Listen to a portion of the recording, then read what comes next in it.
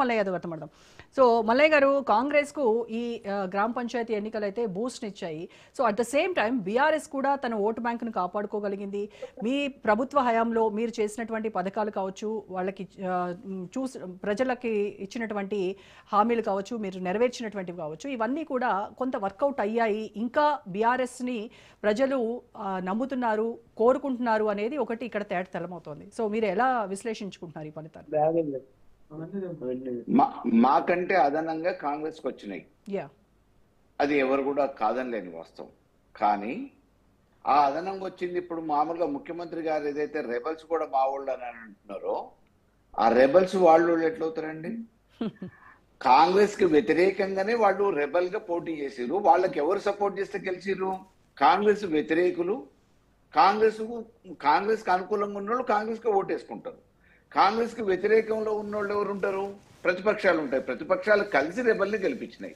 ఈ రోజు వాళ్ళు సంఖ్య కోసం తారుమారు చేయడం కోసం రెబల్స్ కూడా మా వాళ్ళే అని చెప్పుకుంటున్నారు. అది ముమ్మాటికి కాదు.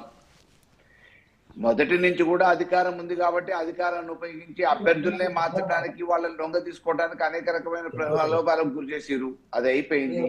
అయిపోయిన తర్వాత మామూలుగా ఎన్నికలు పెట్టేటప్పుడు అనేక రకమైన ప్రలోభాలు ఓటర్లను గురి చేసిరు.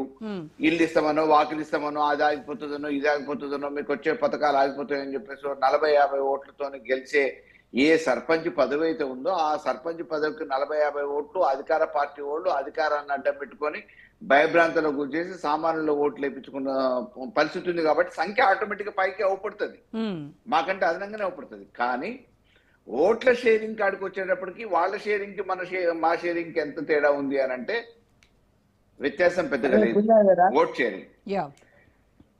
కాబట్టి ఎన్నికలు మొదలైన కానించి వాళ్ళు భయంలోనే ఉన్నారు. మా పట్ల ప్రజలు ఎంత వ్యతిరేక భావం చూపిస్తారో అనే ఉద్దేశంతో మా అభ్యర్థులను బెదిరించే ప్రయత్నం చేసిరు, నామినేషన్ల కార్డు బెదిరించే ప్రయత్నం చేసిరు, మా అభ్యర్థులను ప్రలోభ పెట్టి కొంతమంది కండవలు తీసుకపోయి కప్పారు. ఆ రకంగా ఓట్లు వేయించుకోవడానికి అన్ని రకాల సామభేద దాన దండోపాయాలు అవలంబించారు. ఆ తర్వాత ఎన్నికల ఫలితాలను కూడా తారుమారు చేయడానికి అధికారులను అడ్డం పెట్టుకొని పోలీసు వ్యవస్థను ఉపయోగించుకొని ఎన్నికల ఫలితాలు కూడా తారుమారైనాయి. మా దగ్గర మామూలుగా నల్గొండ జిల్లా చిట్యాల దగ్గర కాపర్తి గ్రామంలో బ్యాలెట్ బాక్స్ లో ఉండాల్సిన బ్యాలెట్ పేపర్లు ఓట్లు వేసినవి మురికాలో లోపడే బహిరంగంగా బయటకు వచ్చిన తర్వాత కలెక్టర్ గారు విచారణ చేపట్టమన్నారు. దానికి సంబంధించిన రిటర్నింగ్ ఆఫీసర్ ని సస్పెండ్ కూడా చేయడం జరిగింది. కానీ కాంగ్రెస్ వాళ్ళు ఏం చేశారు? అభ్యర్థిని గెలిచినట్టు డిక్లేర్ చేశారు. ఇన్ని రకాలుగా అక్రమాలకు పాల్పడ్డ తర్వాత వాళ్ళకు వచ్చిన సంఖ్య ఏంటి అంటే రెబల్స్ ను కలుపుకుంటే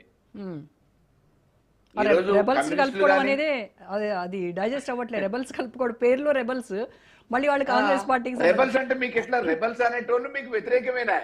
ఆ తర్వాత మళ్ళీ వాళ్ళు ఏదైనా అధికారాన్ని అడ్డం పెట్టుకొని మీరు ఇదో ప్రలోభ పెడితే వాళ్ళు వచ్చి కండోలు వేసుకుంటారేమో. ఇప్పుడు ఫిరాయింపుల్ని ప్రోత్సహించడం అలవాటైంది కదా ఎలాగూ. కాబట్టి ఇవాళ కమ్యూనిస్టుల్ని తీసుకోండి, సిపిఐ, సిపిఎం, బీజేపీ, బీఆర్ఎస్, వీటన్నిటితో పోలిస్తే వాళ్ళకు వచ్చిన ఓట్ షేర్ తక్కువ. కరెక్ట్.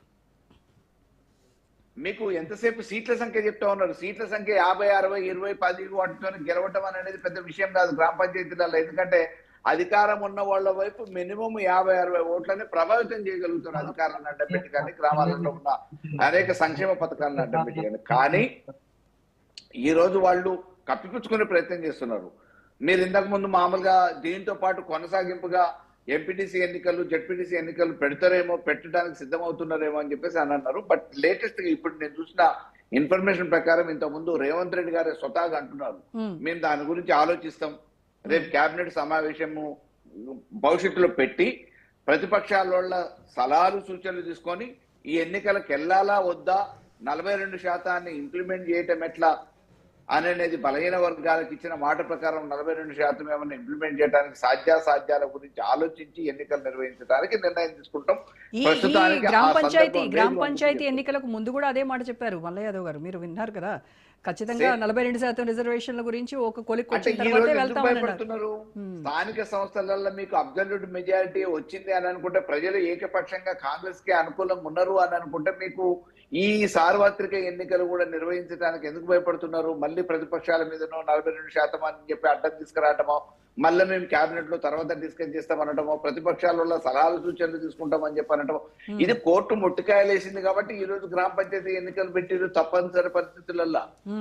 మీకు 2 సార్లు వాయిదా పెట్టి కోర్టు తప్పకుండా సెప్టెంబర్ 30వ తారీఖు లోపల మీరు ఎన్నికలు నిర్వహించాలని చెప్పేసి అప్పుడు చెప్తే, ఆ చెప్పిన తర్వాత 42% అనేది అడ్డం వచ్చిన తర్వాత ఆ 42% విషయంలో తప్పనిసరి పరిస్థితుల్లో పాత సిస్టంలోనే ఎన్నికలు పెడతామని చెప్పి కోర్టు ఆంక్షల మేరకు వారు విధించిన గడువు లోపల పెట్టాలని చెప్పేసి తప్పనిసరి పరిస్థితులలో ఈ స్థానిక సంస్థల ఎన్నికలు గ్రామ సో ఈ పంచాయతీ స్థానిక సంస్థల ఎన్నికల్లో కూడా ప్రభుత్వం ప్రకటించినటువంటి ఇస్తున్నటువంటి అమలు చేస్తున్నటువంటి హామీలు ఏవైతే ఉన్నాయో ఆ వాటి వల్లనే ఈ రోజు ప్రజలు ఇలాంటి తీర్పునిచ్చారు అనేటువంటి గొప్ప నమ్మకంతో ఉంది కాంగ్రెస్ ప్రభుత్వం ఇవాళ.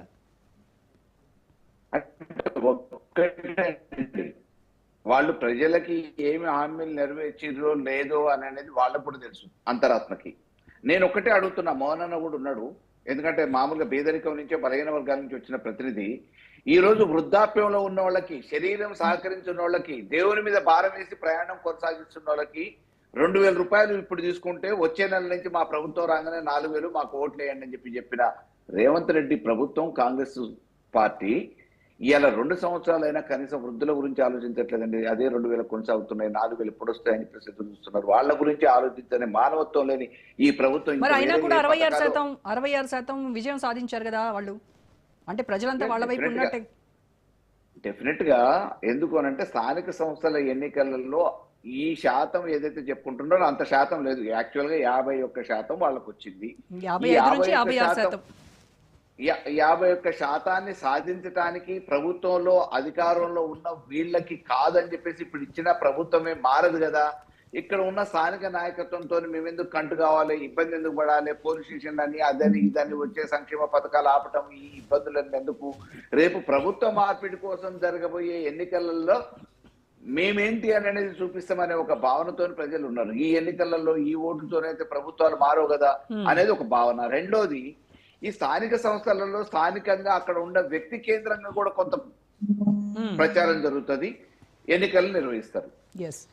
కొంత డబ్బు ప్రభావం ఉంటుంది, కొంత వ్యక్తి ప్రభావం ఉంటుంది, కొన్ని స్థానిక సమస్యల ప్రభావం ఉంటుంది. అక్కడ ఉన్న రాజకీయ పార్టీలలో పోటీ చేసే అభ్యర్థుల అంశాలను కూడా పరిగణలోకి తీసుకుంటారు.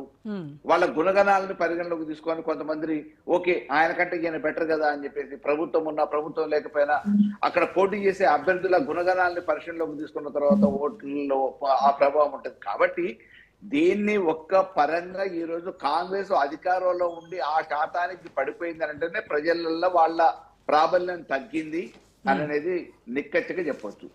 ఈ రోజు ప్రతిపక్షాల ఓట్లు అన్ని కలిపితే అధికార పార్టీ కంటే ఇంచుమించుగా తక్కువ అన్నట్టు ఓట్ల శాతానికి వస్తాయి.